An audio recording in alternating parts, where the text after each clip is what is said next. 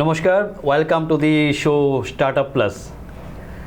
যেনেকৈ আমি সকলোৱে গম পাওঁ, এই প্ৰগ্ৰামটোৰ মেইন উদ্দেশ্য হ'ল যে আমি আমাৰ আগন্তুক বা বৰ্তমান আমাৰ ব্যৱসায়ীসকল বা এণ্টাৰপ্ৰেনাৰ্ছসকলক আমি কেনেকৈ গাইড কৰিব পাৰোঁ উইথ দি এক্সপাৰ্ট ভিউজ। আমাৰ বিজনেছ কৰিব গ'লে কি আমি কৰিব লগা হয়, কেনেকৈ কৰিলে আমি আগবাঢ়ি যাব পাৰিম বিজনেছৰ ক্ষেত্ৰত, সেইটোৰ ক্ষেত্ৰত আমি দিহা পৰামৰ্শ আগবঢ়োৱাৰ কাৰণে যিটো আমি শ্ব' বনাইছোঁ সেইটো হ'ল ষ্টাৰ্টআপ প্লাছ। আমি যোৱা এপিছ'ডত আমি আমাৰ লগত আমি পাইছিলোঁ আমাৰ দিল্লীৰ পৰা অহা chartered accountant mister Gurvinder Singhji. তেখেতে আমাৰ এই প্ৰগ্ৰামটোত মাজত বহি তেখেতে বহুত ধৰণৰ আমাৰ কোম্পানী ৰেজিষ্ট্ৰেশ্যনৰ পৰা আদি কৰি বিজনেছ ইনষ্টিটিউশ্যন কেনেকৈ বনাব লাগিব এণ্ড GST সম্বন্ধে আমাৰ ভালকৈ ডিছকাশ্যন আমি কৰিলোঁ।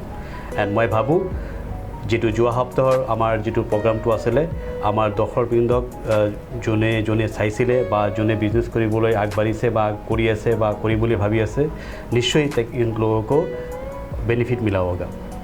So again in the second show in our today show Startup Plus, we have with us again Mr. Gurvinder Singh ji. Hello sir. Sir, welcome to the show Startup Plus. Thank you sir. Bodoland बुगली में आपका स्वागत है। आप दिल्ली से आए हुए हैं and this is the second day you are spending with us. Valuable time आपने निकाला हमारा इस शो के लिए, इसके लिए आपको बहुत बहुत शुक्रिया। Thank you sir. तो सर आपने लास्ट डे जो डिस्कशन हुआ था इसमें आपने बहुत सारा चीज़ हम लोगों को बताया, जैसे कि बिज़नेस शुरू करने के लिए हमको किस तरह से शुरू करना होगा, प्रॉपर्टीशिप firm, partnership firm, company registration किस तरह से करने से। एंड आपने लास्ट जो डिस्कशन किया कि GST का जो कन्फ्यूजन था उसके बारे में आपने डिस्कशन करके हम लोगों को बहुत इंफॉर्मेशन दिए हैं।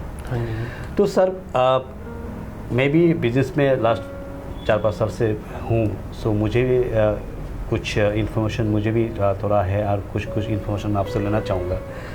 सर आज के डेट में बहुत सारा बेनिफिट्स मिलता है फ्रॉम द गवर्नमेंट साइड। हाँ जी सर। जैसे कि मैंने फेस किया है, मेरा अपना बिजनेस जब रनिंग कर रहा था कि मैंने इस तरह का लाइसेंस नहीं लिया तो मुझे इस तरह का पेनल्टी भरना पड़ेगा या फिर इस तरह का अर्नेस्ट मनी मुझे डिपॉजिट करना पड़ेगा। बाद में मुझे पता चला कि किसी ने बोला कि आप या फिर मैंने पता लगा कि MSME रजिस्ट्रेशन करना होता है। हाँ जी सर। तो सर इसके बारे में थोड़ा हम लोगों को बताइए, ये MSME होता क्या है, करने से मुझे किस तरह का बेनिफिट मिलेगा और कौन कौन इसमें अप्लाई कर सकते हैं सर? बेसिकली क्या MSME क्या है? MSME आपका गवर्नमेंट ने प्रमोट करने के लिए जो स्मॉल इंडस्ट्रीज़ हैं, राइट सर, जो स्मॉल इंडस्ट्रीज़ हैं जिनका टर्नओवर ज़्यादा नहीं है या बिल्कुल स्मॉल उससे उठ के आ रही हैं, जो छोटा बिजनेस कर रहे हैं, बेसिकली ये उनके लिए इसका पर्पज़ ये था। Okay sir. MSME okay, medium small enterprise, micro medium small enterprises. इसका मेन पर्पज़ ये है। अच्छा। इसमें कोई भी पर्सन रजिस्ट्रेशन करवा सकता है। इसके लिए कोई भी रजिस्ट्रेशन का क्राइटेरिया ये नहीं है भी आप प्राइवेट लिमिटेड हो प्रोप्राइटर हो, बट उसके लिए बेनिफिट अलग अलग से हैं। अच्छा सर। जैसे आपका कोई प्रोप्राइटरशिप है, अच्छा, अगर आप प्रोप्राइटरशिप में उसका MSME में रजिस्ट्रेशन करवाते हो तो आपको क्या है, लोन वगैरह में इंटरेस्ट रेट में थोड़ा कंसेशन मिल जाता है। Okay sir, very good sir, very ये वाली चीज़। और टाइम टू टाइम गवर्नमेंट से कुछ प्रमोशन आती रहती है, जैसे लोन में, जैसे अभी पीछे कोरोना टाइम में क्या हुआ था, गवर्नमेंट ने कुछ कंसेशन दिया था। अच्छा। जो MSME में रजिस्टर्ड पर्सन है उनके लिए कुछ लोन का उनको कंसेशन दिया था, अभी 20% एक्स्ट्रा लिमिट में अनाउंस कर दिया था उनका। अच्छा। तो उस चीज़ के लिए और दूसरा क्या है, जैसे आपका MSME में रजिस्ट्रेशन है, मान लो आप IPR में कुछ भी करवा रहे हो, कॉपीराइट या ट्रेडमार्क की तरफ जा रहे हो, तो वहाँ भी इसकी फ़ीस रेट में कुछ कंसेशन मिलता है। अच्छा, ओके सर, ये वाली। तो बेसिकली MSME का बहुत ज़्यादा बेनिफिट है। और दूसरा ये है, गवर्नमेंट एक स्कीम और लेके आए हैं, अगर आप किसी भी मीडियम स्मॉल एंटरप्राइजेज के साथ में बिजनेस करते हैं, कोई भी कंपनी अगर उसका बिजनेस करती है तो उसको एक लिमिट, उसका पेमेंट का एक क्राइटेरिया सेट कर दिया आपको। अच्छा। जैसे आप किसी MSME के साथ में आपने बिजनेस किया, ओके, आपने उसका पेमेंट नहीं किया, कंपनी ने बिजनेस किया, कंपनी ने उसका पेमेंट नहीं किया, तो कंपनी को उसको एक फॉर्म जाता है, उसमें रिपोर्टिंग करना पड़ता है। आपका MSME में के साथ में कितना बिजनेस था, कितना उससे ओवरड्यू चल रहा है। ओके। अच्छा। बेसिकली गवर्नमेंट का ये मेन मोटिव है कि कोई छोटा बिजनेसमैन है उसको प्रोटेक्ट करना। अच्छा, कि उसका पेमेंट वगैरह का प्रोटेक्शन करना। और कंपनी वगैरह के साथ में अगर हम बिजनेस करते हैं तो कंपनी के शेड्यूल में जो बैलेंस शीट का शेड्यूल है उसमें अलग से एक कॉलम आता है आपने एमएसएमई के साथ में कितना बिजनेस किया, बिजनेस इन द सेंस भी आपके जो सन्ड्री क्राइटर्स हैं, आपने जिनको अभी पेमेंट करना है मार्केट में, अच्छा। उसमें से एमएसएमई कितने पर्सन्स हैं। ओके। एमएसएमई का अलग से आपको लिस्ट देना पड़ता है। अच्छा 45 डेज से ज़्यादा उसका क्रेडिट नहीं होना चाहिए। अच्छा। तो ये कुछ बेनिफिट्स हैं। और दूसरा एक इंसॉल्वेंसी प्रोफेशनल होता है। इस चीज़ की है सर, थोड़ा बताइए। इंसॉल्वेंसी प्रोफेशनल का आपको मेन रीजन अभी ये बता दूं सर, अभी कुछ दिन पहले, कुछ 4-5 साल पहले का डेवलपमेंट है। एक इंसॉल्वेंसी का मतलब भी बेसिकली ये है, अभी अगर कोई बंदा इंसॉल्वेंट हो जाता है, राइट, मतलब अनेबल टू पे, Right. वो अपने डेप्ट्स को पे नहीं कर पा रहा है। ओके। तो उसको एक तरीके से गवर्नमेंट ने क्या किया, एक एक्ट लेके आए हैं, अच्छा। Insolvency and bankruptcy act, okay. IBC। अच्छा सर। तो बेसिकली वो लेके आए, उस पर्पज़ के थ्रू ये है, अगर कोई कंपनी ने किसी कंपनी से कोई पैसा लेना है, अच्छा। तो वो IBC के थ्रू जाके वहाँ पर एप्लीकेशन लगाता है। एक इंसॉल्वेंसी प्रोफेशनल जो CA है, जो लॉयर है, या जो कंपनी सेक्रेटरी है, जिनको 10 ईयर का एक्सपीरियंस है, उसको एक एग्ज़ाम पास करना पड़ता है इंसॉल्वेंसी का। अच्छा। उसके बाद में वो इंसॉल्वेंसी प्रोफेशनल बन जाता है। ओके। MSME में उसको उन्होंने स्पेशल क्राइटेरिया दिया है। अगर आपका MSME का किसी से कोई डेप्ट वगैरह है, तो उसके लिए आप स्पेशल एप्लीकेशन लगा सकते हो इंसॉल्वेंसी एंड बैंकरप्सी कोड में, उस कंपनी के अगेंस्ट में। तो वहाँ से आपको कंसेशन मिलेगा। कंसेशन इन द सेंस भी आपको जो नॉर्मल क्राइटेरिया, अभी क्राइटेरिया ये, अगर आपका 1 करोड़ का डेप्ट है तो ये आप IBC में जा सकते हो। बट MSME के लिए उन्होंने कुछ इसमें क्राइटेरिया में रिलैक्सेशन दे दी है। अच्छा। MSME वहाँ पर एप्लीकेशन लगा रहा है। और MSME के लिए अलग से एक एक्ट है।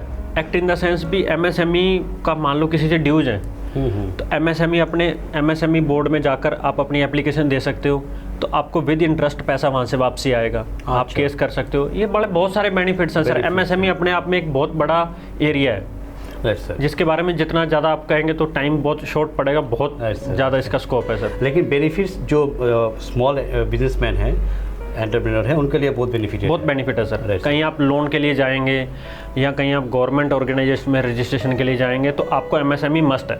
अच्छा सर। MSME सर्टिफिकेट एंड उद्योग आधार सेम चीज़ है? सेम चीज़ है सर। अच्छा, मतलब MSME का अपडेटेड वर्जन उद्योग आधार है। उद्योग आधार चीज़ है जो अभी इन्होंने लिस्ट, अब क्या है, उद्योग आधार में हर साल आपको रिन्यूअल के लिए वो करना पड़ता है सर। हर साल रिन्यू करना पड़ता है। अच्छा। पहले जैसा नहीं था कि आपने पहले जो आपने एक बार ले लिया तो 1 से वो लाइफ टाइम वो नहीं है। अब हर साल उसमें रिन्यूअल का ऑप्शन होता है। ऐसे IC code, import export code होता है, उसमें भी हर ईयर रिन्यूअल का ऑप्शन आ गया। अच्छा। अगर आप किसी पर्सन को एक्सपोर्ट करना है इंडिया से बाहर, या कुछ इंपोर्ट करना है, तो उसको सबसे पहले IC नंबर लेना पड़ता है, इंपोर्ट एक्सपोर्ट कोड। वो नंबर होता है, वो आपको अप्लाई करना पड़ता है। उसके बाद ही आप इंपोर्ट कर सकते हो और एक्सपोर्ट कर सकते हो। सर, एक्सपोर्ट इंपोर्ट में हम लोग डिस्कशन करेंगे। So few things that I will be हम लोग जानना चाहेंगे रिगार्डिंग MSME। तो micro small and medium enterprise. हाँ जी सर। तो एक चीज़ तो बेनिफिट आपने बताया कि जो is the protection for the small business owner. Okay. Government के साइड से बहुत सारा बेनिफिट भी दिया हुआ है। हाँ जी सर। अच्छा। सेकेंड चीज़ मैंने देखा था कि किसी ने अगर किसी गवर्नमेंट टेंडर भरता है तो उसमें अर्नेस्ट मनी डिपॉजिट करना पड़ता है। तो MSME का सर्टिफिकेट रहने से वो अर्नेस्ट मनी डिपॉजिट में कुछ कंसेशन या फिर कुछ वो है सर? कुछ गवर्नमेंट का आता है, वो अलग अलग स्टेट वाइज भी चलता है और सेंट्रल गवर्नमेंट का भी चलता है। बट आई थिंक वो स्टार्टअप के लिए बहुत ज़्यादा है। अच्छा। अगर आप स्टार्टअप के थ्रू करते हो तो स्टार्टअप में तो डायरेक्टली उसमें लिख के आता है, अगर आपका स्टार्टअप में रजिस्ट्रेशन है तो आपको अर्नेस्ट मनी देने का जरूरत नहीं है। बट MSME में किसी केस में आता है। अगर आप MSME में रजिस्टर्ड हो तो आपको कंसेशन मिल जाएगा अर्नेस्ट मनी में। बट वो क्राइटेरिया डिपेंड करता है गवर्नमेंट के ऊपर, स्टेट गवर्नमेंट या सेंट्रल गवर्नमेंट के ऊपर, टेंडर के ऊपर भी। वो टेंडर किस टाइप का है, क्या है, उसमें तो रिलैक्सेशन आता रहता है सर, मिलता रहता है बेनिफिट सर। तो यही चीज़ है कि हम लोगों का जो यहाँ पे जो बिजनेस कम्युनिटीज़ होते हैं, most of the business communities don't know about the facilities of MSME। किसी को तो मालूम है कि मैक्सिमम बिजनेसमैन देखा है कि उनको बारे में मालूम ही नहीं है, एंड फैसिलिटीज़ तो दूसरी बात है। तो सर, उद्योग आधार हो या फिर MSME हो, एक ही चीज़ है। तो उसका जो एप्लीकेशन होता है या फिर जो मेंटेनेंस होता है, कॉम्प्लायंस किस तरह का होता है? मतलब क्या दिक्कतें आ सकते हैं? मैं अगर अप्लाई कर दिया उसमें लिए मुझे कुछ मेंटेनेंस होता है क्या, या फिर नहीं सर, वो जैसे आपने रिन्यूअल का रहता है, वो रिन्यूअल करोगे तो उसमें आपकी डिटेल्स वगैरह एडिशन होती रहती हैं। उसमें 2-3 तरह की डिटेल जाती हैं। आपका प्लांट एंड मशीनरी का डिटेल जाता है। अच्छा। आपके पास में कितना प्लांट एंड मशीनरी है, आपका एम्प्लॉयज़ का डिटेल जाता है। अच्छा। आपके पास में कितने स्किल्ड वर्कर हैं, कितने लेडीज़ हैं, कितने जेंट्स हैं, वो ये सब चीज़ उसमें डिटेल्स जाता है। ओके। आपका बाकी ऑफिस का एड्रेस का जाता है, प्लांट का, आपके अगर मैन्युफैक्चरिंग है तो कितनी जगह पर आपके मैन्युफैक्चरिंग प्लांट है उसकी डिटेल जाता है। अच्छा, तो ये सब उसमें डिटेल्स जाता है। अगर आपका कुछ चेंज होता रहता है तो आप उसमें चेंज कर सकते हो। अगर आपका एड्रेस चेंज हुआ तो आप उसमें अपडेटेड एड्रेस डाल के उसको चेंज कर सकते हो, वो नया जनरेटेड होके आ जाएगा। अच्छा, तो मतलब आपको आपका बस से पता चला कि एमएससी में वो सर्विस जो प्रोवाइड करता है वो भी उसमें रजिस्ट्रेशन कर सकते हैं? Yes sir. कोई भी हो, इंपोर्टर एक्सपोर्टर हो, सर्विस प्रोवाइडर हो या फिर मैन्युफैक्चरर हो, वो एमएससी में रजिस्ट्रेशन करके अपना बेनिफिट ले सकते हैं। हाँ जी सर। ओके, तो बहुत बहुत धन्यवाद। आपने एमएससी के बारे में आपने बताया। तो मैं সকলকে वो বিচাৰিছোঁ एमएससी के बारे में जो हम लोग सी जो चार्टर्ड अकाउंटेंट गुरविंदर सिंह जी ने बताया, ये बहुत बड़ा दिक्कत वाला चीज़ नहीं है। एप्लीकेशन अप्लाई करने के लिए एमएससी में निकालना कोई दिक्कत वाला चीज़ है नहीं, सेम डे में निकल जाता है एमएससी का रजिस्ट्रेशन सर्टिफिकेट। और उसको मेंटेनेंस में मुझे जो मेरा भी एमएससी में है उसमें रजिस्ट्रेशन है मेरा फार्म का, तो मैंने देखा नहीं इतना कुछ मेंटेनेंस का कुछ नहीं सर, मेंटेनेंस नहीं होता और रिन्यूअल होता है। नॉर्मली रिन्यूअल है। अगर आपको उसमें कुछ डाटा चेंजेज है तो आप नया वाला डाटा डाल दीजिए, नहीं तो वही डाटा आपका ऑटो कुछ उसमें ऑटो पॉपुलेटेड हो जाता है ऑटोमेटिक, और कुछ आपको डालना पड़ता है उसमें डाटा। तो डाटा फीडिंग है सर नॉर्मली जस्ट। तो एमएससी में ऐसे भी बेनिफिट है जैसे कि आप रजिस्ट्रेशन कर लिया, मैंने देखा कि एमएससी में से बहुत सारा इन्फॉर्मेशन आपका मेल आईडी में एसएमएस में आता रहता है, and you get A phone call also कि आपका रजिस्ट्रेशन हो गया, तो आपका ऐसा है, तो इस तरह का बेनिफिट आप ले सकते हो। सो ऐसा मिनिस्ट्री ऑफ कॉर्पोरेट अफेयर्स या फिर एमएससी में कुछ नंबर से फ़ोन भी आते हैं, and I got regular mail also in my mail ID कि इस तरह का बेनिफिट आपको मिल सकता है। आप बेसिकली एमएसएमई के लिए कुछ गवर्नमेंट भी कुछ कंसेशन है, कुछ प्रोजेक्ट्स वगैरह निकालते रहते हैं। अगर आप उसमें अप्लाई करना चाहते हो तो वो आपके डिफरेंट टाइप के मेल आते रहते हैं, या कुछ डिफरेंट कंसल्टेंट होते हैं, वो आपको मेल डालते हैं भी सर आपका एमएसएमई में रजिस्ट्रेशन है, आप ये बेनिफिट ले सकते हो। ओके, वो अपनी सर्विस प्रोवाइड करते हैं, अभी आपको गाइड करते हैं भी सर आपको अगर ये वाला चीज़ करना है, मान लो कोई लोन लेना है, अच्छा, तो लोन में आपको गाइड कर देंगे सर आप एमएसएमई का रजिस्ट्रेशन है तो आपको इंटरेस्ट रेट में थोड़ा कंसेशन मिल जाएगा। ओके सर, बेसिकली एक तरह से रिकग्निशन हो जाता है भी आपका एमएसएमई में रजिस्ट्रेशन है तो आपकी फर्म का रिकग्निशन है, एमएसएमई में फोल्ड करते हैं, तो वो बेसिकली एक एक्स्ट्रा बेनिफिट आपको बेनिफिट्स मिला है। तो बिजनेस कम्युनिटी मैं कब विचारिम जे आपलोकर जो बिजनेस चलाई आछे, प्रपार्टरशिप फार्म हो, पार्टनरशिप फार्म हो या फिर आपका कंपनी हो, एमएससी में रजिस्ट्रेशन करवा लीजिए। और जो बेनिफिट्स हम लोगों का सीए सर ने बताया है, चार्टर्ड अकाउंट सर ने, गुरविंदर सिंह जी ने, इसके साथ में और एक बेनिफिट जो मुझे दिखता है, मैं कभी कभी तो मैं भी उसमें प्रैक्टिस में रहता हूँ, तो देखा है कि किसी जगह में अगर टेंडर आप डालते हो, अगर आप सर्विस प्रोवाइडर हो, कॉन्ट्रैक्टर हो, सप्लायर हो, in that case Ernest money deposit का जो क्राइटेरिया मैंने देखा है, समटाइम इट एक कंडीशन लिखा रहता है कि if you are registered in MSME then earnest money deposit will be 0। So इसके कभी कभी देखता हूँ कि 2-3 करोड़ का टेंडर रहता है किसी कस्टमर्स का, तो उसमें बहुत सारा 10% आई थिंक ईएमडी का 10% का कंडीशन रहता है, आपको ईएमडी डिपॉजिट करना है 10% में, तो वो 10% बहुत हो जाता है। अगर 2 करोड़ का टेंडर है तो 20 लाख का उसका ईएमडी होगा, तो एक बिजनेसमैन के लिए बहुत बड़ी चीज़ है। ये पैसा फंसा रहता है, तो अर्नेस्ट मनी डिपॉजिट आपका 0 हो जाता है। तो मैं रिक्वेस्ट करूँगी एमएसएमई के बारे में जो डिस्कशन है, और अगर इन्फॉर्मेशन आपको चाहिए, जो हम लोगों का ईमेल आईडी है, फ़ोन नंबर है, स्टार्टअप प्लस जो हम लोगों का बोर्ड एंड बुक में चल रहा है, उसमें आपका कोई भी कन्फ्यूजन हो, कोई भी क्लैरिफिकेशन इन एनी केस का कोई भी क्लैरिफिकेशन आता है, आप उस पर फ़ोन कर सकते हैं। राइट सर, आपको पूरा गाइडेंस मिलेगा। Thank you very much sir.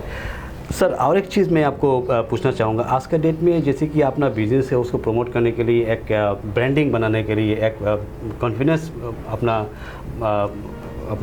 Customers को अंदर बनाने के लिए देखा है कि जैसे कि इंटेलेक्चुअल्स राइट्स कुछ लेते हैं। हाँ जी सर। तो what is intellectual rights sir? Intellectual property rights, IPR.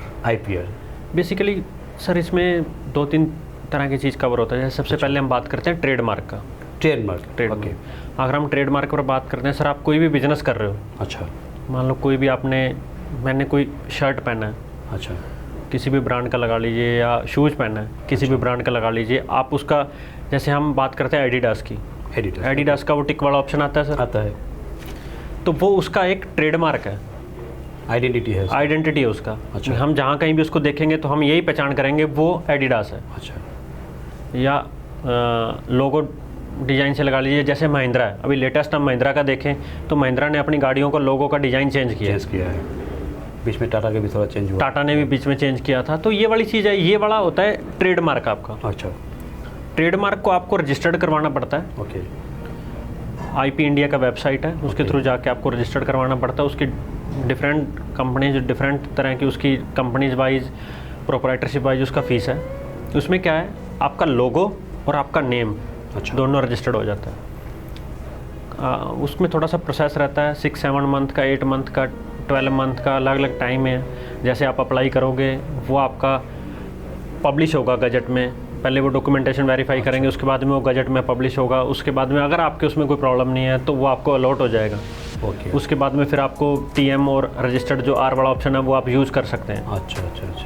तो मैं तो ये कहना चाहूँगा, अगर आप कोई भी बिजनेस कर रहे हैं आज के टाइम में, अगर आपका लॉन्ग टर्म का क्राइटेरिया है तो आप अपना कोई भी लोगो डिज़ाइन कीजिए, उसको ट्रेडमार्क, जिससे आपके बिज़नेस की पहचान अलग से बनी रहे। उसका कॉस्टिंग बहुत ज़्यादा नहीं है, उसका कुछ भी कॉस्टिंग नहीं है, बहुत नॉमिनल सा कॉस्टिंग है आपके बिज़नेस के लिए। और आपका जो आपने लोगो डिज़ाइन किया हुआ है या कोई भी आप जिस लोगो के थ्रू काम कर रहे हैं, कल को आपको कोई लोगो चोरी करके आपका उस नाम से, अपने नाम से या कुछ भी पेटेंट करवा ले, कुछ करवा ले, ट्रेडमार्क करवा ले, तो वो वाली चीज़ आपके लिए फ्यूचर में जाके बहुत लॉसेबल है। अभी आप फ्यूचर में 5 या 6 ईयर या 10 ईयर बाद एक प्लेटफॉर्म पर खड़े हों और बराबर में आपके बंदा कोई आके कहे जी ये नेम तो मेरे पास में इसका ट्रेडमार्क है। अच्छा, तो वो वाली चीज़ का बहुत प्रॉब्लम होता है। जनरली बहुत देखा है मैंने, जनरली रेस्टोरेंट के केस में, होटल के केस में बहुत प्रॉब्लम होती है। अच्छा। क्या होता है, जब किसी का थोड़ा रेस्टोरेंट चलने लग जाता है तो वो कोई दूसरा बंदा वही सेम नाम से उसको ट्रेडमार्क करवा लेता है। Right sir, right. तो वो क्या होता है, अब उस बंदे ने ट्रेडमार्क करवा लिया, वो बंदा आके बोलता है सर इस नाम से तो मेरा ट्रेडमार्क, आप ये नाम कैसे यूज़ कर रहे हो। अच्छा, आप पर कोर्ट के थ्रू से वो नोटिस भिजवाता है। बहुत चीज़ें होती हैं दिल्ली वगैरह में, बहुत चीज़ें मैंने देखी हैं। अच्छा। तो ये बहुत प्रॉब्लम आती है। अच्छा, ये तो हो गया ट्रेडमार्क। कॉपीराइट, आप किसी भी कंटेंट को कॉपीराइट करवा सकते हो। कंटेंट को कॉपीराइट करवा सकते हैं। जैसे आप कोई भी वेबसाइट देखते हैं, कोई भी वेबसाइट देख लीजिए, उस पर जो भी कंटेंट होता है उसके नीचे लिखा रहता है कॉपीराइट। कंटेंट मतलब जो भी चीज़ है उसमें लिखा रहता है, इन्फॉर्मेशन रहता है, कंटेंट हो गया। या इस वेबसाइट का कॉपीराइट हमारे पास में है, जैसे सर का बॉबल एंड चैनल है, उस पर जो भी कंटेंट होगा सर के पास में उसका कॉपीराइट है। अच्छा, राइट। तो वो वाली चीज़ रहती है। वेबसाइट पर नीचे कहीं भी आप देखते हैं तो वो उस चीज़ को बोलते हैं कॉपीराइट, राइट। उसके बाद में आता है आपका पेटेंट वाला चीज़ तरह समझा दीजिए कैसे होता है। पेटेंट सर, आपने कुछ भी नया इनिशिएटिव किया, मान लो कुछ डिजाइनिंग में किया या कुछ वॉच में कुछ नया डिज़ाइन किया आपने, ये डिज़ाइन ओनली मेरे पास में ही है, किसी दूसरे पर्सन के पास में आज तक नहीं है। तो हम क्या करेंगे, सबसे पहले उस अपने पेटेंट को वो करवाएंगे, रजिस्टर्ड करवाएंगे। अच्छा, कि कोई ये मेरा पेटेंट यूज़ ना कर पाए। मार्केट में आने से पहले मैं उस पेटेंट को रजिस्टर्ड करवाऊंगा, उसके बाद में उसको मार्केट में लॉन्च करूंगा। अभी कोई कॉपीराइट करेगा, अभी उसको कॉपी भी करेगा तो मैं उस पर लीगल एक्शन ले सकता हूँ। तो बेसिकली एक चीज़ है। तो जैसे कि हम लोग बातचीत में पता चला है कि trademark registration is very very important. अगर हमने कुछ बिजनेस कर रहे हैं, आप देखते हैं कि हम लोगों का बिजनेस का फ्यूचर बहुत लॉन्ग टर्म प्लानिंग है, तो रिक्वेस्ट है कि आप लोग अपना जो ट्रेडमार्क है, जो नेम है, उसको रजिस्ट्रेशन कर लीजिए और उसका इंटरनेशनल आई थिंक रिकॉग्निशन है। मतलब कोई भी किसी भी जगह में उसका यूज़ नहीं हो सकता। आपका जो ब्रांडिंग है या फिर जो लोगो होगा, नाम को कोई भी दूसरा आदमी बिजनेस में उसको चुरा नहीं सकता, यूज़ नहीं कर सकता है। तो ये लीगलिटीज़ बहुत चीज़ है। तो कोई भी बिजनेस अगर लॉन्ग टर्म आप प्लानिंग कर रहे हो तो आपका लोगो बनाइए, लोगो बना के आपका ही तो सजेशन रहेगा कि लोगो बनाए, उसका ट्रेडमार्क रजिस्ट्रेशन करवा लीजिए। लोगों के साथ में आपका नेम भी रजिस्टर्ड हो जाता है। अच्छा, बहुत बढ़िया चीज़ है। तो जैसे कि हम लोग आज का डेट में बहुत सारा चीज़ आया है, बेसिकली लास्ट 4-5 साल से सुन रहा है कि स्टार्टअप इंडिया। तो स्टार्टअप सर्विसेज के लिए बहुत सारा बेनिफिट्स दिया जाता है, लेकिन हम लोगों का जो इलाका है, हम लोगों का जो north eastern part of country का जो हम लोग पॉपुलेशन है, we don't know about the startups benefits. और स्टार्टअप होता क्या है, ये कहाँ से मिलता है, स्टार्टअप लेने से मुझे कौन कौन कर सकता है, स्टार्टअप का रजिस्ट्रेशन करने के बाद मुझे क्या बेनिफिट मिल सकता है। बहुत सारा मुझे देखा हो कि बहुत अच्छा बिजनेस कर रहा है, स्टार्टअप में जा सकता है, लेकिन वो लोग नहीं किया है because they don't know, they don't have the guidance. Yes, तो उसमें इसके बारे में थोड़ा बताइए, कौन कर सकता है, कौन कौन अप्लाई कर सकते हैं, क्या बेनिफिट मिल सकता है। सर, आजकल के टाइम में बेसिकली हम सबसे पहले बात करते हैं स्टार्टअप की। स्टार्टअप है क्या? कोई भी इनिशिएटिव आइडिया जो मेरे को लगता है अभी ये हमारे यहाँ पर जैसे इंडिया में कुछ ना कुछ अलग से हम कर सकते हैं। जैसे मान लो कुछ भी किसी भी टाइप का आइडिया सर, भी मैं कोई प्लेटफॉर्म बनाऊँ, मैं लोगों को सर्विस दे रहा हूँ। जैसे अभी लेटेस्ट वाला एग्जांपल अपने ले लेते हैं, जिंग बस। राइट। जिंग बस ने क्या किया सर, उसके पास में अभी अपना एक भी बस नहीं है। राइट। उसने क्या किया, एक प्लेटफॉर्म बनाया सर्विसिंग के लिए। उसने लोगों को सर्विसिंग देने के लिए एक अपना प्लेटफॉर्म बना लिया। अगर आपको दिल्ली से असम आना है तो उसकी बस के थ्रू आप बुकिंग कीजिए। उसने क्या किया, डिफरेंट पर्सन के साथ में टाई अप किया, बस को रेंटल पर लिया, अपने प्लेटफॉर्म के साथ में जोड़ा उसको। जोड़ने के बाद में वो लोगों को सर्विस प्रोवाइड करने लग गया। तो ये उसका आइडिया सबसे नया है भी उसने अलग से कोई वेंचर वो नहीं किया, अपना एक वेंचर बनाया, उसी वेंचर के साथ में उसने जोड़ा लोगों को सर्विस देने के लिए। तो इसको भी हम स्टार्टअप कह सकते हैं। कुछ भी सर, किसी भी तरह का कोई भी काम जो थोड़ा सा डिफरेंट लगे दूसरे काम से, उसको हम स्टार्टअप बोल सकते हैं।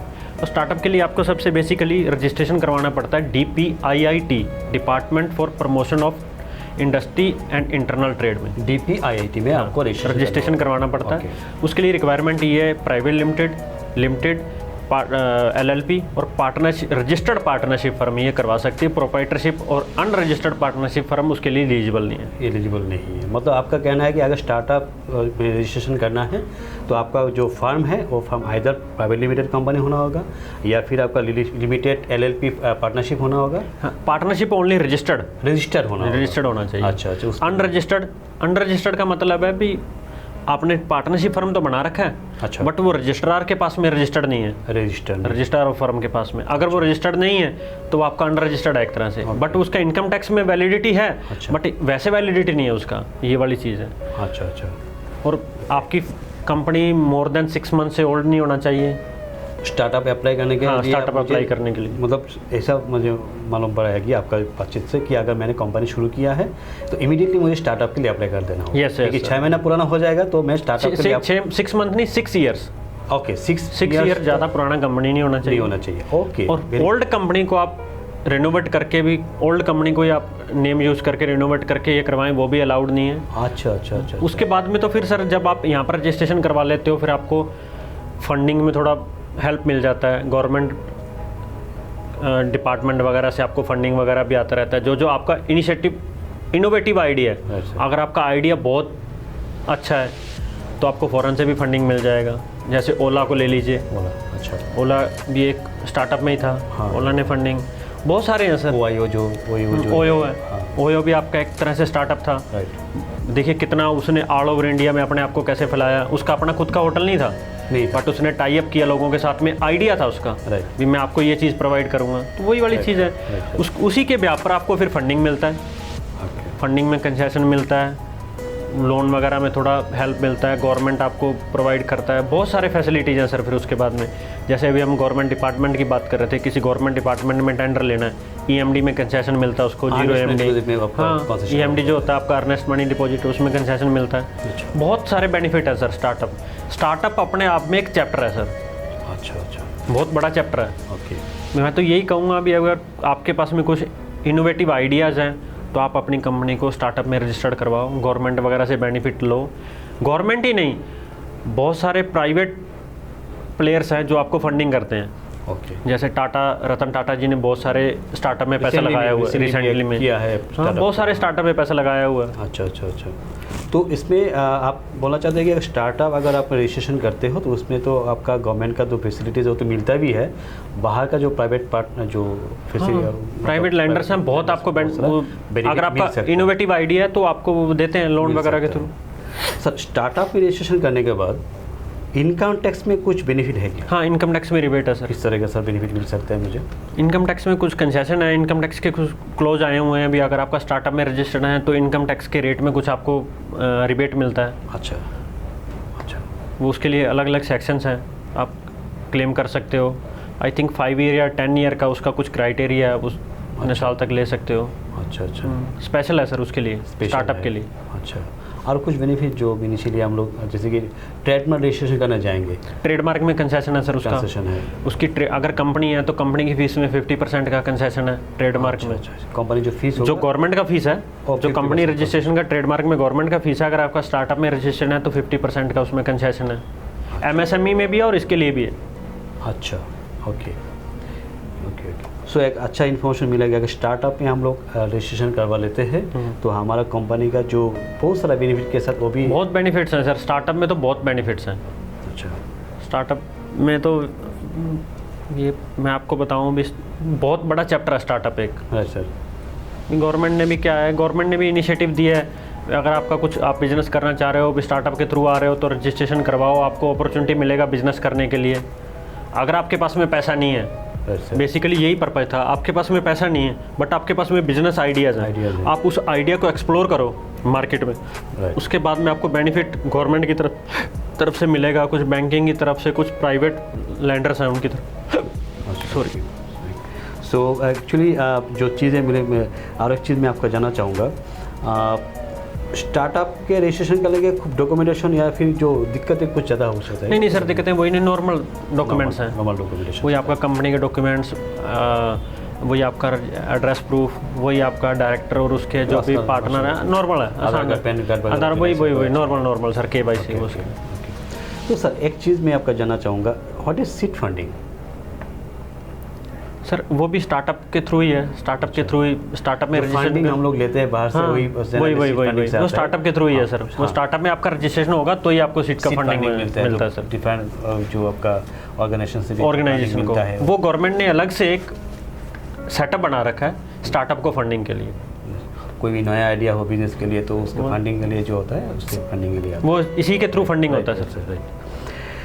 तो और एक चीज़ अभी जो ब्रांडिंग के लिए हम लोग देखते हैं कि आज का डेट में किसी भी जगह में चले जाते हैं, बेसिकली हमारा यहाँ पे कम है, लेकिन हम लोग जब मेट्रोज में देखते हैं कि एक कंपनी बना हुआ है तो ISO सर्टिफिकेशन देता है, 9000 कुछ दिया हुआ था।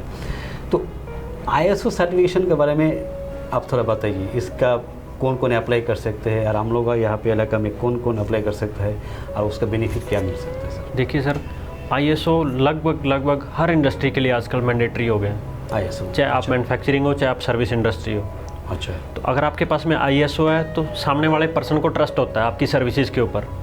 जैसे कोई मैन्युफैक्चरिंग कंसर्न है, मैन्युफैक्चरिंग में अलग से ISO एप्लीकेबल है। उनके लिए क्या है, अगर आप कोई मैन्युफैक्चर कर रहे हो किसी प्रोडक्ट को, अच्छा, अगर आपका ISO है तो सामने वाले पर्सन को ये रहता है इनका प्रोडक्ट ISO है तो इसमें सेफ्टी फीचर थोड़े सही हैं। सेफ्टी फीचर से लगा लो, प्रोडक्शन क्वालिटी से लेकर लगा लो, किसी भी चीज़ से लेकर लगा लो। तो आपके पास में अगर वो है तो सामने वाले पर्सन को जिसको आप प्रोडक्ट बेच रहे हो तो उसको आपके प्रोडक्ट पर थोड़ा सा रिलायबिलिटी होता है भी ये प्रोडक्ट ISO है। एजुकेशन इंस्टीट्यूट में लगा लीजिए, एजुकेशन इंस्टीट्यूट में भी यही है। अगर आप एजुकेशन इंस्टीट्यूट हो तो आपको भी ISO की रिक्वायरमेंट है, तो उसमें आपकी क्वालिटी का रहता है कि आपकी एजुकेशन की क्वालिटी कैसी है, बच्चों को आप जो एजुकेशन दे रहे हो उसकी क्वालिटी कैसी है, ये वाली चीज़ों का ध्यान रखा जाता है। हॉस्पिटल में ले लो, हॉस्पिटल में भी यही रहता है भी आपकी वहाँ पर देखा जाता है भी आप पेशेंट के साथ में क्या है, हॉस्पिटल का कैसा बिहेवियर, ये सब चीज़ें बहुत एरिया इसका वाइड है सर। कोई और सर्विस इंडस्ट्री है तो उसके लिए ये सब चीज़ें मैंडेटरी हैं आजकल। बेसिकली ISO का क्या होता है, ISO का सेफ्टी फीचर के हिसाब से और आपकी क्वालिटी के हिसाब से दोनों चीज़ों को मद्देनज़र रख के ये बनाया गया है। अच्छा। ISO में जैसे कुछ बड़ी कंपनीज हैं तो ISO ऑडिट भी होता है उनमें। ISO ऑडिट में सामने वाला पर्सन देखता है भी यहाँ पर सेफ्टी के, यहाँ पर कोई प्रोडक्शन हो रहा है, सेफ्टी फीचर क्या है। अच्छा। मान लो यहाँ पर अभी आग लग गई, अच्छा, तो उस आग को कंट्रोल करने के लिए यहाँ पर क्या वो पड़ा हुआ है, क्या फैसिलिटी से, क्या फैसिलिटी है, क्या नहीं है, वो सब चीज़ें देखता है। अच्छा। और टाइम टू टाइम वो देखता है भी जहाँ से हम एंटर कर रहे हैं वहाँ पर हमें गाइडेंस के लिए क्या लिखा हुआ है, अभी कौन सा लेबर रूम है, कौन सा टूल रूम है। अच्छा। उसके लिए बेसिकली अलग अलग डिपार्टमेंट वाइज उसको अलग अलग किया हुआ है, नहीं किया हुआ है, बहुत सारी चीज़ें जो ISO के अंडर में कवर होती हैं। अच्छा अच्छा अच्छा। जो ये ISO है, ISO बहुत बड़ा वो है सर। अच्छा, तो डिफरेंट काइंड्स ऑफ ISO हम लोगों ने देखा है, जैसे ISO 9000, 1015 और कुछ क्वालिटी है, तो उसके बारे में मतलब सेक्टर के हिसाब से या फिर सेक्टर के हिसाब से होता है सर। ये जैसे एजुकेशन सेक्टर है 9001 आई थिंक उसमें, हाँ, और प्रोडक्शन मैन्युफैक्चर है उसके लिए ISO दूसरा है। ये सब सेक्टर वाइज डिवाइडेड है। अच्छा। कुछ नए भी आते रहते हैं, डेवलपमेंट होकर नया ISO भी आता रहता है। तो वो अलग अलग सेक्टर के लिए गवर्नमेंट ने उसको रिकग्नाइज़ किया हुआ है। अभी इस सेक्टर के लिए आपको अप्लाई करना है, एजुकेशनल के तो एजुकेशनल के लिए आप दूसरे सेक्टर में नहीं जा सकते। मैन्युफैक्चरिंग को करना है, प्रोडक्शन को करना है तो उसके लिए ये है, आप दूसरे सेक्टर में नहीं जा सकते। तो उसका क्राइटेरिया सर अलग अलग है।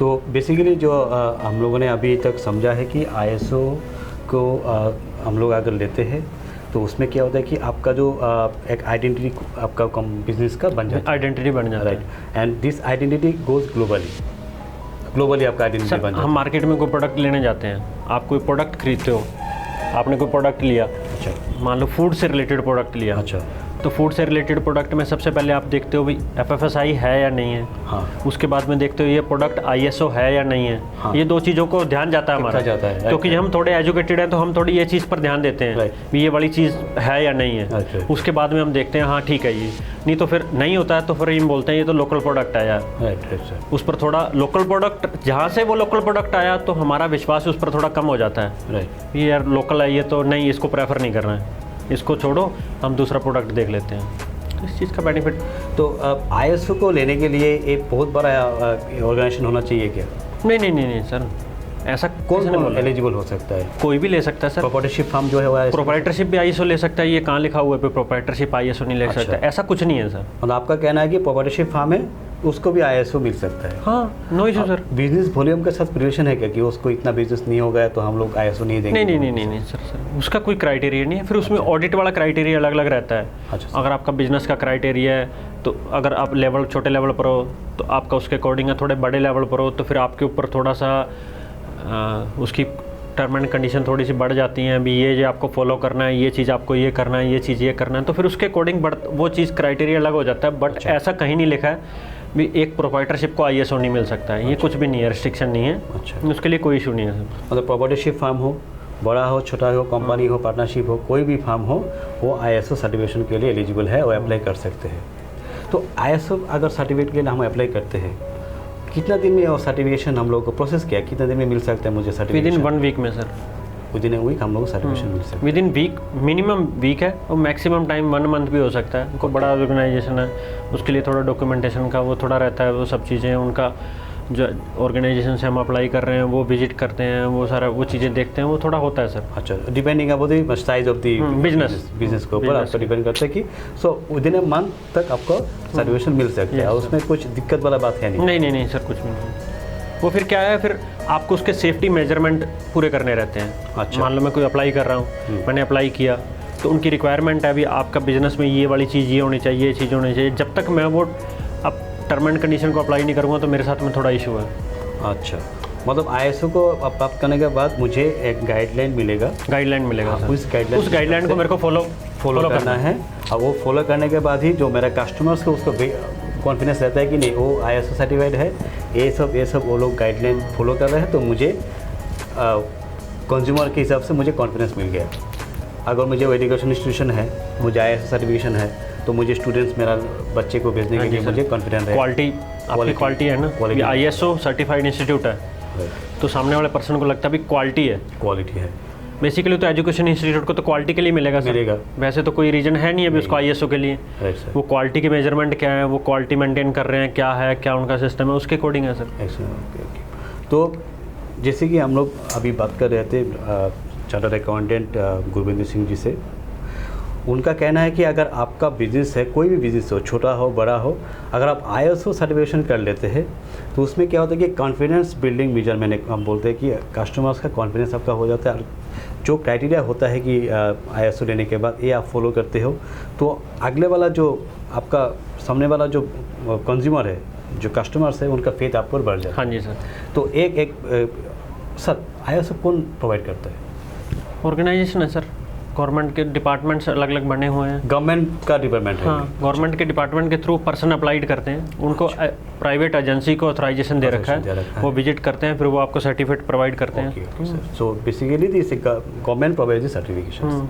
गवर्नमेंट ने आगे सर ऑथराइज कर रखा है कंपनीज को। ओके, अच्छा, ये कंपनी को वेरिफिकेशन के लिए ऑथराइजेशन, तो फिर वो हमारे यहाँ पर ऑथराइजेशन करते हैं, फिर उसके अकॉर्डिंग हमें वो ISO प्रोवाइड करते हैं। ओके, दैट मीन्स ISO ऐसा हो गया कि आपका एक बिजनेस को नया आइडेंटिटी मिल सकता है जिसको आपको आगे जाके एक कॉन्फिडेंस या फिर जो कस्टमर्स का एक अच्छा इमेज बिल्डिंग आप कर सकते हो मार्केट में।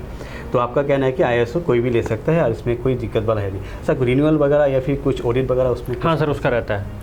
रिन्यूअल का उसका ऑडिट का पैरामीटर वो रहता है, वो टाइम टू टाइम आपको वो करना रहता है, 3 इयर्स 2 इयर्स 1 ईयर्स, वो अलग अलग क्राइटेरिया है सर उसका। अच्छा, मतलब अगर आपने ISO अप्लाई किया है तो उसका ऑडिटेशन के लिए आपको हाँ, वो 1 ईयर वाला सिस्टम नहीं है, उसमें थोड़ा सा रहता है अलग अलग क्राइटेरिया सर, अलग अलग ISO का अलग अलग क्राइटेरिया वो सर करवाना पड़ता है। और रिन्यूअल के लिए आपको ऑडिट करने के लिए आपको करना पड़ता है। तो ISO एक बार मिल गया, एक नंबर सपोज आपको मेरा मिल गया ISO नंबर, वो सेकंड में चेंज हो सकता है कि रिन्यूअल के बाद? नहीं, सेम नंबर रहेगा? सेम ही रहेगा, सेम नंबर सेम। ओके। तो एक चीज़ हम लोग अभी जो डिस्कशन स्टार्टअप प्लस में हम लोग को मिल गया है कि हम लोग अभी जो डिस्कशन कर रहे थे कि स्टार्टअप में क्या क्या बेनिफिट मिल सकता है, MSME में क्या क्या बेनिफिट मिल सकता है, एंड अगर हम लोग ISO सर्टिफाइड ऑर्गेनाइजेशन बनते हैं या फिर बिजनेस इंस्टीट्यूशन बनते हैं तो मुझे क्या बेनिफिट मिल सकता है, या फिर उसमें क्या किया कस्टमर्स बेनिफिट ना कॉन्फिडेंस हम लोग प्राप्त कर सकते हैं। तो सर आज का डेट में तो खुला हुआ है, बिजनेस पूरा खुला हुआ है, आप कहीं से भी कोई भी बिजनेस आप चला सकते हैं, कहीं से भी सर चला सकते हो, ऑल ओवर इंडिया, कहीं से भी, इंडिया में या इंटरनेशनली आप बिजनेस कर सकते हो, कुछ भी सर, कुछ भी कर सकते हो। तो एक चीज़ जो अभी आता है कि आप जैसे कि हम लोग का यहाँ पे कुछ लोकल प्रोडक्ट्स होता है, अभी दुबई में लंदन में ये सब जा रहा है, जैसे कि लेमन हो गया या फिर वो वही तो चीज़ अब हम अभी बात कर रहे थे ना पीछे सर, FSSAI जो वाला वो चीज़ है, उसके लिए लाइसेंस होता है सर। वो अगर आप कोई भी चीज़ मैन्युफैक्चर कर रहे हो फूड से रिलेटेड, खाने से रिलेटेड, कोई भी चीज़ मैन्युफैक्चर कर रहे हो, मान लो आपने लेमन बना रहे हो, अब लेमन तो आप बना रहे हो लोकल में, बट आपके पास में कोई लाइसेंस तो है नहीं, तो उसके लिए फिर क्या एक सेफ्टी मेजरमेंट है ये। अच्छा, FSSAI एक सेफ्टी मेजरमेंट है भी, आपका ये जो प्रोडक्ट है, आप ये प्रोडक्ट को स्टेट और सेंटर, इसमें 2 लाइसेंस होते हैं सर, 2 लाइसेंस होते हैं, एक स्टेट का भी होता है, एक सेंटर का भी होता है, जो भी आप अप्लाई कर सकते हो उसमें। अगर आपको स्टेट में करना है तो स्टेट वाला कर सकते हो, उसकी फ़ीस जाती है, नॉमिनल फ़ीस होती, ज़्यादा नहीं होती, तो आपको वहाँ पर सारा डिटेल देना पड़ता है, आप कौन सा प्रोडक्ट मैन्युफैक्चर करोगे खाने में, फूड में, उसके लिए क्या है क्या नहीं है, वो सारा क्राइटेरिया वहाँ पर आपसे पूछता है। ओके, फिर उसके बाद में वो आपको फूड एंड सेफ्टी का लाइसेंस प्रोवाइड कर देता है। तो उससे क्या है, कस्टमर को सेटिस्फेक्शन मिलता है भी ये प्रोडक्ट लोकल नहीं है, लोकल भी है तो बट इसने फूड सेफ्टी के मेजरमेंट को पूरा किया हुआ है, तो थोड़ा सा उनको उस चीज़ पर भरोसा होता है कस्टमर को। तो वही आजकल के टाइम में सबसे मेन चीज़ है। तो उसके बिना आप मार्केट में प्रोडक्ट बेच नहीं सकते, लोकल बेचोगे तो बट आपके पास साथ में कभी भी प्रॉब्लम आ सकती है, लीगली प्रॉब्लम आ सकती है। जहाँ पर भी आप बना रहे हो वहाँ पर भी आपके छापा पड़ सकता है गवर्नमेंट डिपार्टमेंट का, आप कैसे बना रहे हो, या आपके प्रोडक्ट में प्रॉब्लम है, ये दिक्कत हो गई, या आपके प्रोडक्ट खाने से कुछ किसी को फूड पॉइजनिंग या ये प्रॉब्लम हो गई, तो वो वाली चीज़ें रहती हैं। तो FSSAI लाइसेंस जो आपने बताया कि जो भी मतलब प्रोडक्शन में रहते हैं खाने का चीज़, खाने का फूड, तो रेस्टोरेंट भी तो खाना बनाता है। हाँ जी सर, तो उनके लिए भी FSSAI मैंडेटरी है? हाँ, ले सकता है सर, उसमें कोई इशू नहीं है, मैंडेटरी है, मैंडेटरी है वैसे तो सर। अच्छा, बट वो चीज़ है ना, किसी को नॉलेज नहीं होता सर। अच्छा, मैंडेटरी है वैसे, वो वहाँ पर विजिट करते हैं ऑफिसर वगैरह, उनसे वहाँ पर आते हैं वो चेक करने के लिए। अच्छा, क्वालिटी ऑफिसर वगैरह वहाँ पर वो चीज़ आते हैं, बट वो फिर चीज़ है कि नॉलेज नहीं है किसी को। जो छोटा मोटा रेस्टोरेंट है सर, उनके लिए तो वो चीज़ है। जो पैकिंग फूड वगैरह बेचते हैं, वो पैकिंग फूड वाले में प्रॉब्लम नहीं है, पैकिंग फूड पर तो ऑलरेडी होता है। अच्छा। जो अपने रेस्टोरेंट में प्रिपेयर करते हैं, बेसिकली मैं खाने की बात नहीं कर रहा हूँ सर, ढाबा और ये इसकी बात नहीं कर रहा हूँ।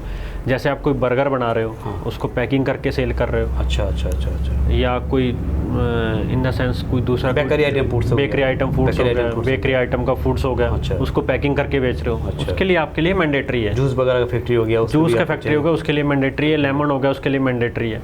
रेस्टोरेंट में मैंडेटरी नहीं है। रेस्टोरेंट में भी मैंने आपको चीज़ बोली ना सर, खाने से रिलेटेड जो मैं प्रिपेयर कर रहा हूँ फूड, मान लो मैंने एक एग्जांपल ले लेते हैं, रोटी प्रिपेयर करी, दाल प्रिपेयर करी, उसके लिए मैंडेटरी नहीं है। अच्छा। जो वो आइटम मैं पैक करके बेचूंगा, मान लो बर्गर मैंने पैकिंग करके बेचा, तो उसके लिए मेरे लिए मैंडेटरी है। अच्छा, जो पैकिंग जाएगा बाहर, पैकिंग जाएगा, उसके लिए मेरे लिए मैंडेटरी है। ठीक है, बढ़िया। और नॉर्मल मेरे को रेस्टोरेंट मैंने चला रखा है, तो उसमें मेरे को डिफरेंट जो भी आइटम है मैं सेल कर रहा हूँ, उसके लिए मेरे को FSSAI लाइसेंस लेना पड़ेगा। Okay okay. कल को ऑफिसर आके चेक करता है तो वो सबसे मेन चीज़ यही बोलते हैं, आपने FSSAI लाइसेंस लिया। अच्छा। तो वो वाली चीज़ के लिए मेरे को लेना पड़ेगा, चाहे वो मेरा रेस्टोरेंट है चाहे मेरे को ढाबा है, तो वो वाली चीज़ का थोड़ा रहता है। 2-3 चीज़ हम कस्टमर्स मुझे भी मिला था कि जो लोग आजकल में पैकेज्ड फूड का डीलिंग करते हैं, मतलब प्रोडक्शन नहीं करते, मतलब ट्रेडिंग करते हैं, मतलब जो एजेंट है, डिस्ट्रीब्यूटर्स है, उन लोगों को भी आजकल FSSAI लाइसेंस मैंडेटरी है? सर मैंडेटरी तो नहीं है, बेसिकली गवर्नमेंट की या कुछ गवर्नमेंट के ऑफिसर बेसिकली सर देखा जाता है, ये मैं आपको यहाँ पर चीज़ क्लियर कर देता हूँ। आपने कोई फूड पैकिंग आइटम खरीदा, उस फूड पैकिंग आइटम पर ऑलरेडी FSSAI है, ऑलरेडी है, राइट। आप उसमें कुछ नहीं कर रहे, आप नॉर्मल ट्रेडिंग कर रहे हो। हाँ। अब मैं आपको बोलूँ सर आपको इसका FSSAI लाइसेंस लेना है, बट आप उस FSSAI लाइसेंस को क्या करोगे? आप तो कुछ कर ही नहीं रहे हो, आप तो नॉर्मल ट्रेडिंग कर रहे हो, आप मैन्युफैक्चरिंग कर रहे हो, तो अपना FSSAI लाइसेंस वहाँ पर यूज़ करोगे, राइट सर। तो यहाँ पर ये वाली प्रॉब्लम है, इसके बारे में किसी को नॉलेज नहीं है। कई बार कोई ऑफिसर आ जाता है, आप ये काम कर रहे हो तो आपको लेना जरूरी है, ऑफिसर आके बोलता नहीं ये वाली चीज़ आपको मैंडेटरी है, बट वहाँ पर मैंडेटरी क्यों है? वो तो एक प्रोडक्ट यहाँ से लेके और दूसरी जगह सेल कर रहा है, वो तो मीडिएटर है। उसने तो ना कुछ बनाया ना उसने कुछ किया, उसने यहाँ से उठाया पैकिंग ऐसे कैसे आगे कस्टमर को बेच दिया। उसका तो कोई उसमें है ही नहीं, रोल ही नहीं है, वो तो सिर्फ वो प्रोडक्ट बेच रहा है। अगर उसके प्रोडक्ट में कोई प्रॉब्लम आती है तो आप कंज्यूमर में कंप्लेंट कर सकते हो कि सर मान लो फ्रूटी है, फ्रूटी में कोई प्रॉब्लम आ गया, आपका पैकेज आइटम आया, आप फ्रूटी वालों पर केस कर सकते हो। कि कहाँ से आया था, किस प्लांट से आया था, उसमें FSSAI नंबर लिखा रहता है, उसमें आप जितनी जगह से मैन्युफैक्चर कर रहे हो सबका प्लांट नंबर, सबका FSSAI डालना पड़ता है, बट नीचे जो आपका डिटेल्स आता है वहाँ पर ये लिखा रहता है भी ये इस प्लांट से बनी है। ऊपर जो डिटेल रहता है उस डिटेल का नीचे रहता है भी ये, जहाँ पर उसका एक्सपायरी डेट और वो लिखा रहता है, तो वहाँ पर उसका FSSAI लाइसेंस के आगे का कोड लिखा रहता है भी ये इस प्लांट से बन के आया है। तो वो वाली चीज़ है, मैंने भी बहुत जगह देखा ये, जैसे नॉर्मल शॉप्स होते हैं, किराना स्टोर्स हैं, मेनली किराना स्टोर का ले लीजिए, उनके लिए भी FSSAI लाइसेंस मैंडेटरी कर रखा है, बहुत लोगों ने ले रखा है, बट उसके लिए क्या है सर, वो तो किसी दूसरे से आइटम वो ना बना रहा है ना कुछ कर रहा है, वो तो खरीदता और बेचता है। सर वही इस तरह का हम लोग को मिलता है कुछ मार्केट में, बहुत लोगों का देखा मैंने ये वाली चीज़, बट ये वाली चीज़ मैंडेटरी है नहीं इतना कुछ। सर मैंडेटरी का तो कहीं वर्ड नहीं लिखा हुआ है, वो लेके करेगा भी क्या सर, वो तो किसी दूसरे का प्रोडक्ट बेच रहा है, वो अपना प्रोडक्ट पर तो वहाँ कहीं कुछ लगा नहीं सकता, ना ही उसका कहीं नाम आया। हाँ, उस बंदे के लिए मैंडेटरी है, मान लो जो रॉ मटेरियल या कुछ फिनिश प्रोडक्ट खरीद रहा है या किसी ने पीछे से माल खरीदा और पैकिंग वो खुद कर रहा है। राइट। हाँ, यहाँ पर मैन्युफैक्चर और पैकेट अलग अलग हो गया, मैन्युफैक्चर कोई दूसरा है, पैकिंग कोई दूसरा कर रहा है, उस चीज़ के लिए मैंडेटरी है। राइट। मान लो मैंने आपसे कुछ आइटम खरीदा, उसको पैकिंग मैं करूँ, उस चीज़ के लिए थोड़ा मैंडेटरी। अच्छा। तो एक चीज़ हम लोगों को पता चलेगा कि जो FSSAI लाइसेंस है, जो प्रोडक्ट पैकिंग करके बेचते हैं उनके लिए मैंडेटरी हो गया, बाकी दूसरे के लिए इतना मैंडेटरी है नहीं। लेकिन FSSAI लाइसेंस अगर आप लेते हो, अगर आप बेकरी चलाते हो या फिर हम लोग का इलाका में बात कर रहा हूँ मैं, छोटा छोटा इंडस्ट्री आप चलाते हो, खाने का पुडिंग का प्रोडक्शन करते हो, तो आप लोग FSSAI लाइसेंस बना लीजिए। अगर स्टेट में आपका बिजनेस है, आपका प्रोडक्ट जो सप्लाई है ओनली स्टेट में होता है, तो आप FSSAI लाइसेंस स्टेट वाले अप्लाई करना स्टेट में ले सकते हो। एंड आप चाहते हैं कि आपका बिजनेस जो स्टेट के बाहर जाते हैं तो आप सेंट्रल वाला अप्लाई करना होता है। सर उसमें कुछ ड्यूरेशन रहता है क्या लाइसेंस के लिए? वो 3 years, 1 year, 2 year, 3 year, 4 year, 5 year ऐसा रहता है, फिर उसके बाद में रिन्यूअल होता है। मतलब आप जो अप्लाई करेंगे उसके सामने आप उसके अकॉर्डिंग ही फीस रहता है। अगर 1 साल के लिए करेंगे तो आपको वो करना होता है। मैंने एक देखा है कि सर टेम्पोररी एक FSSAI लाइसेंस मिलता है, वो 1 year के लिए होता है सर। हाँ, कोई हम लोग देखा है कि आपको कुछ मतलब ड्यूरिंग द कोरोना पीरियड हम देखा था कि थोड़ा 2-3 महीने के लिए बिजनेस चलाएगा, कुछ सप्लाई देगा तो उसके लिए 2-3 महीने के लिए चाहिए था। हाँ, वो 1 साल के लिए अप्लाई। हाँ, वो 1 साल के लिए अप्लाई होता है सर, उसके बाद में रिन्यूअल करवाना तो करवाइए सर। ऐसे GST नंबर भी होता है सर आपका। अच्छा, GST नंबर टेम्पोररी मिल सकता है, टेम्परेरी मिल सकता है, वो भी इवेंट के लिए मिलता है। इवेंट के लिए मान लो आप यहाँ पर असम में हो, असम में आपका बिजनेस है, अच्छा, आपको दिल्ली जाना है, दिल्ली में एग्जीबिशन है, आपको एग्जीबिशन में जाना है, राइट, तो फिर वो क्या करता है, एक आपको टेम्परेरी बेस पर रजिस्ट्रेशन नंबर इशू हो जाता है, GST नंबर। जैसे आपका वो पर्पस सॉल्व हो गया उसके बाद में आप उसको सरेंडर कर दीजिए। अच्छा, दैट मीन्स ये भी एक चीज़ है कि हम लोग ऐसे नहीं कि परमानेंट होगा ये। अगर आपका बिजनेस फैला हुआ है, आप फैलाना चाहते हैं बाहर में, आपको स्टेट लेवल का GST है तो आप बाहर में जाने से वहाँ का भी GST आपको टेम्पोररी। अगर नहीं, यहाँ पर दूसरा क्राइटेरिया आ गया ना, अगर तो आपको स्टेट में बिजनेस करना है तो वेल एंड गुड है, तो आपको नया GST नंबर लेना ही है। नहीं है। अगर आपको किसी एग्जीबिशन के लिए जाना है, मान लो दिल्ली जाना, बॉम्बे जाना, आपको कोई एग्जीबिशन के लिए जाना है, तो वहाँ पर आपको टेम्परेरी बेस पर GST का रजिस्ट्रेशन मिल जाता है। उसके लिए जो भी आपका रहता है वो सेल्फ असेसमेंट रहता है, आपको टैक्स जमा करवाना, उसके ब्याज पर आपका वो चीज़ हो जाता है। अच्छा। तो एक चीज़ हम लोगों को पता चला कि देखिए हम लोग जो डिस्कशन कर रहे थे उसमें स्टार्टअप, MSME एंड ISO में डिस्कशन किया है। अभी जस्ट हम लोग डिस्कशन कर रहे थे FSSAI लाइसेंस। FSSAI লাইসেন্স के लिए ইतना খুব ডাঙৰ কথা নহয় আজিৰ ডেটত খুব কম সহজে আমি লাইসেন্সটো পাব পাৰোঁ আৰু আমি এটা লিগেলি আমি আমাৰ বিজনেছটো চলাব পাৰোঁ। नेक्स्ट जो बिजनेस है आज की date of level business to go globally, माने आप कहीं से भी अपना बिजनेस शुरू कर सकते हो, किसी भी जगह ऑल ओवर वर्ल्ड में अपना बिजनेस फैला सकते हो। इसके लिए कुछ लाइसेंसिंग के बारे में हम लोग जानते हैं, जैसे कि एक्सपोर्ट इंपोर्ट कोडिंग के IC कोड। अगर आपको इंपोर्ट एक्सपोर्ट करना है तो वो आपके लिए मैंडेटरी है।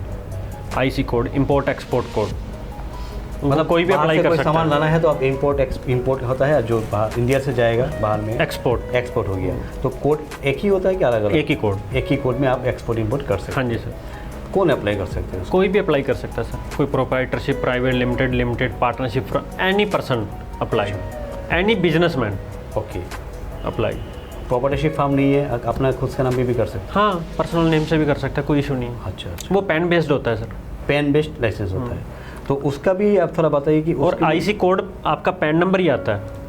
अच्छा, pan number becomes IC code. पहले क्या होता था, पहले IC कोड डिफरेंट होता था, आज से 3-4 साल पहले वो आपको न्यूमेरिक डिजिट वगैरह में आता था। अच्छा। अब क्या है, आपका पैन नंबर ही आपका IC कोड आएगा। अच्छा, जैसे कि समझ लीजिए कि आपका खुद का नंबर ले रहे हो तो आपका जो पैन नंबर है वही आपका बनेगा। हाँ, कंपनी का है तो कंपनी का पैन नंबर, फर्म का तो फर्म का पैन का बनेगा, तो ये अलग से अवेलेबल रहता है वेबसाइट में, जनरेट हो जाता है।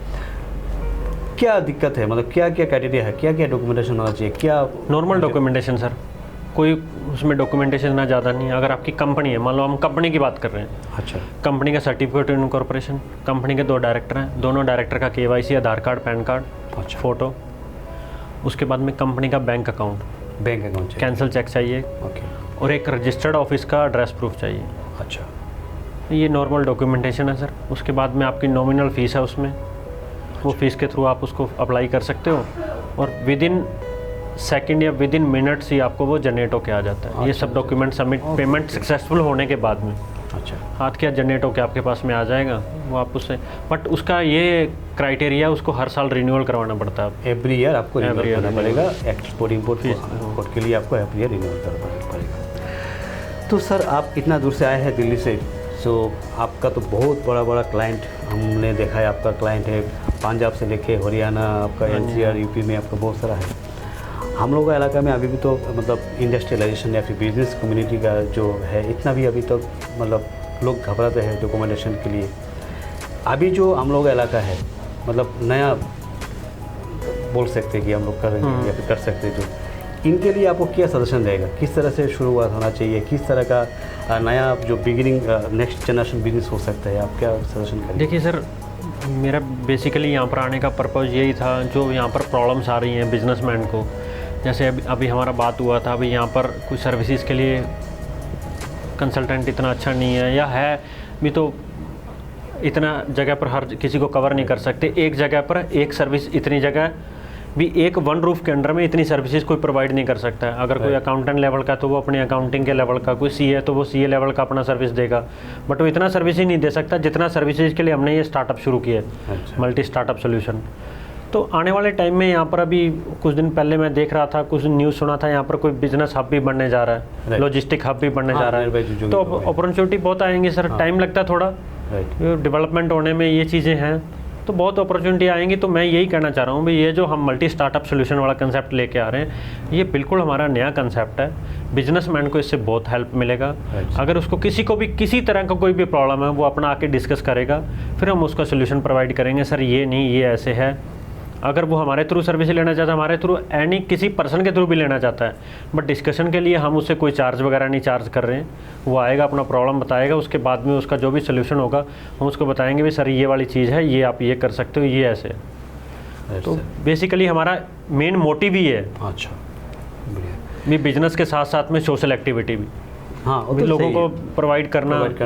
आज के टाइम में सर किसी के पास में टाइम नहीं है। राइट सर, सही वाली, हर कोई बिजनेसमैन के पास में टाइम नहीं है, बट फिर भी थोड़ा टाइम तो निकालना पड़ता है सर इन सब चीज़ों के लिए, अगर आपको बिजनेस करना है, स्मूथली करना है। तो मकसद आपका मैं जो समझा कि आपका अगर बिजनेस करना चाह रहे हो तो आप बिजनेस में अपना ध्यान लगाओ। अच्छा, बाकी जो लीगलिटीज़ है, लीगलिटीज़ हम अपने आप कंप्लीट करके देंगे। लीगलिटी में आपको कोई प्रॉब्लम नहीं आएगा। लीगलिटी का हम कंप्लीट आप करके business देंगे भी आपको कर रहे जो भी हो, बिजनेस है। आप लीगलिटीज भी खुद देख रहे हो, तो हम कहाँ आपको वो पैकेज देंगे, उसमें सब कुछ इंक्लूड होगा। आपका जो भी किसी टाइप का भी सर्विस है हम आपको बताएंगे, आपको ये करना है, ये करना है, टाइम टू टाइम हम आपको गाइडेंस देंगे, ये सब चीज़ें हैं सर। विजिटिंग रहेगा, विजिटिंग तो रहेगा। तो एक्चुअली কিমান টাইম হৈ যাব না? মোটামুটি ঠিক আছে না টপিক আমাৰ? এতিয়া নেক্সট টপিকত এইটো মানে ছেকেণ্ড, মানে এইটো ষ্টাৰ্টিং আছিলে আৰু লাষ্টত আমি থেংক ইউ কৰি দিলোঁ না। सो गुरविंदर सिंह जी, आपने आज का जो सेकेंड शो का जो स्टार्टअप प्लस में आपने समय दिया है, इसमें हम लोगों को लगता है कि हम लोगों का जो लोकली जो बिजनेस कम्युनिटी है, जो व्यूअर्स है, जो ये प्रोग्राम देख रहा है या फिर देखेगा, मुझे लगता है कि इसमें बहुत सारा इन्फॉर्मेशन हम लोग ऑलरेडी आप लोगों ने दे दिया है। और शुक्रिया है कि आप दिल्ली से आए हैं। आपका टाइट शेड्यूल रहता है, बेसिकली सितंबर में क्लोजिंग रहता है। ये तो है सर, वाला बहुत आपने रिक्वेस्ट हम लोगों का बुबली चैनल से, बोलन बुबली से रखा है, हम लोगों से रखा है, इसके लिए बहुत बहुत थैंक्स है। और दर्शक बिंदक मैं कब विचारिছোঁ, যদি business related, startup related anything আপোনাৰ জানিব লগা আছে, আমাৰ যিটো নাম্বাৰ আৰু ইমেইল আইডি দিয়া থাকিব, তাতে আপুনি কণ্টেক্ট কৰিব পাৰিব। লগতে মাল্টি ষ্টাৰ্টআপ সলিউশ্যন যিটো কোকৰাঝাৰ ব্ৰাঞ্চ আছে, তাতে আহি আপুনি যোগাযোগ কৰিব পাৰিব। আৰু অনলাইন আমাৰ মাল্টি ষ্টাৰ্টআপৰ যিটো ৱেবছাইট আছে www.multistartup.in কৰি, তাতেও আপুনি ইনফৰ্মেশ্যন ল'ব পাৰিব, মেছেজ দিব পাৰিব। চ' गुरविंदर सिंह जी, मैनी थैंक्स। आपका 2 दिन का शेड्यूल आपने रखा है हम लोगों के लिए। यू आर फ्रॉम दिल्ली, आपका टीम 2 दिन से यहाँ पे कोकराझार में है। आपका बहुत बड़ा योगदान रहा है हम लोगों का इस प्रोग्राम में। सो इसके लिए बहुत बहुत शुक्रिया। और आगे भी हम लोग चाहेंगे कि आपका श्योर सर गाइड मिलते रहे हमका। सो Bodoland channel and startup plus की तरफ से आपको बहुत बहुत धन्यवाद sir. First of all thank you sir. ये हमारा बहुत शॉर्ट स्पैन का प्रोग्राम था सर, आपने मेरे को बोला तो मैंने कहा कोई नहीं सर, आपकी रिक्वेस्ट पर मैंने टाइम निकाला और यहाँ पर आए, बहुत अच्छा लगा सर यहाँ पर आके। कल भी हमारा कुछ मीटिंग वगैरह था, लोगों से मिले, बहुत अच्छा लगा। फ्यूचर में भी सर हम ऐसे प्रोग्राम करते रहेंगे, टाइम टू टाइम निकाल कर। ये हमारा वादा है, यहाँ पर ज़रूर आएंगे सर, चाहे 2-3 मंथ बाद या 6 मंथ बाद या ईयरली। ये 101% श्योरिटी है सर, मैं आपको श्योरिटी दे के जा रहा हूँ, ज़रूर आएंगे सर। Thank you sir. और सेकेंडली मैं थैंक करना चाहता हूँ बोबोलैंड बुबली चैनल का, जिन्होंने हमें यहाँ पर मौका दिया एक यहाँ के लोगों के साथ में प्रसारण के लिए। जो भी इनका लाइव टेलीकास्ट होगा उसमें मैं आपका सब लोगों का बहुत बहुत थैंक यू करना चाहता हूँ। Thank you sir. লগতে মই ক'ব বিচাৰিছোঁ, ষ্টাৰ্টআপ প্লাছ এটা এনেকুৱা আমাৰ শ্ব' চলি আছে। আমাৰ এই শ্ব'ত আপুনি বিজনেছ ৰিলেটেড আপোনাৰ এনি বিজনেছ আইডিয়া আমাৰ ৰেজিষ্ট্ৰেশ্যন কৰিব লাগে, ডকুমেণ্টেশ্যন কৰিব লাগে, এনিথিং গাইডৰ কাৰণে আপুনি ষ্টাৰ্টআপ প্লাছত আপুনি যোগাযোগ কৰিব। লগতে আপুনি যদি কিবা আইডিয়া আছে যিটো নেকি বেলেগৰ কাৰণে প্ৰেৰণাদায়ক হ'ব পাৰে, আপুনি এনেকুৱা শ্ব'ত আপুনি যদি জইন কৰিব বিচাৰিছে, আপোনাৰ শ্বেয়াৰ কৰিব বিচাৰিছে আপোনাৰ আইডিয়াবিলাক, আপুনি নিশ্চয় আমাৰ নাম্বাৰত যোগাযোগ কৰিব। আপোনাৰ আইডিয়াবিলাক আমি আমাৰ ভিউৱাৰ্ছক, আমাৰ লোকেল মানুহক আমি দেখাব পাৰিম, সেইটো আশাৰে। তো ষ্টাৰ্টআপ প্লাছৰ পৰা আজি বিদায় লৈছোঁ। ধন্যবাদ। Thank you sir. बाइक अनसायगिरिफोरनि थाखाय मोनसे मोजां खौरां। क'क्राझार जिडी रड एक्सिस बेंक साखाथियाव थानाय दावहारु अट' एजेन्सिया नोंथांमोननि थाखाय लाबोदों धामाका स्पेशल अफार। खम बेसेनावनो नोंथांमोना बाजाजनि गुबुन गुबुन मडेलनि बाइक फाइनान्स खालामना नोंथांनि सिमांखौ जाफुंहोनो हागोन। 13,800 रांनिफ्राय जागायना 19,500 रांजों नोंथाङा बाजाजनि गुबुन गुबुन मडेलनि बाइक जेरै प्लाटिना, पालसार बायदि गुबुन गुबुन मडेलनि बाइक लानो हागोन। बाइकजों लोगोसे बेसेन होनाङालासे मोनफागोन गंसे हेलमेट। बाइगिरि बिथांमोना गोरलै राहाजों बाजाजनि फाइनान्स लिमिटेड नङाबा एक्सिस बेंक लिमिटेडआव फाइनान्स खालामनो हागोन। गोबांथार फोरमानलाइफोर गथायनो गोनांथि गैया, खालि फट' गांसे, पेन कार्ड, आधार कार्ड, भटार आइडि आरो सोलिबाय थानाय मोब्लिबनि बिल होयोब्लानो बे सुबिदाखौ लानो हागोन। गोबां मिथिनो थाखाय 8473883986 036612705550 9957644326 आव फन खालाम।